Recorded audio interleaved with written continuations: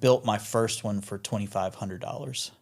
And I went to the guy who owned the cable, and I was like, hey, this is awesome. I'm going to build one at my house. He was like, yeah, everybody says that, but nobody can figure out how to do it.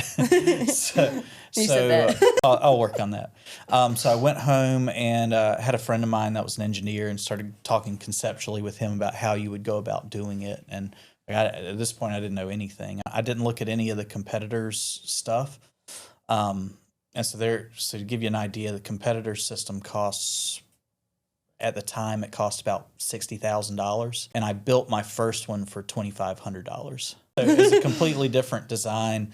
Did everything simplified basically, which when you simplify something, it ends up being, it doesn't break down as much. It's more reliable. There were a lot of benefits too of doing it the easy way. I learned to do motor control systems like on my dryer, because it was the only place that had the 220 outlet, and then I built a really long extension cord out to the pond from my dryer. So the first one like literally ran off the plug from my dryer. So you just had like a super long extension cord going out to the pond? I took 3 regular extension cords and kind of wired them all together. So at this point, I wasn't planning on this being a business.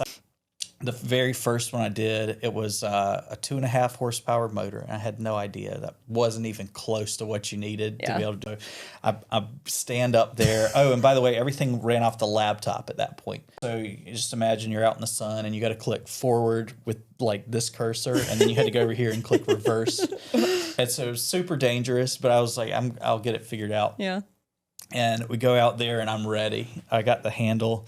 And the guy driving, I was like, all right, go.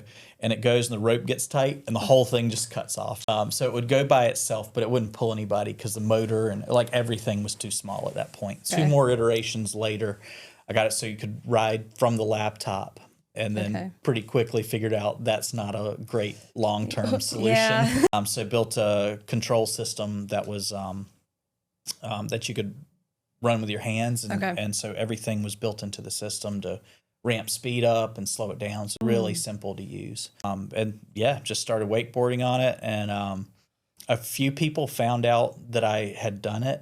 And so I had people start reaching out to me like, hey, this is really cool. We saw that you do this. Would you sell me one?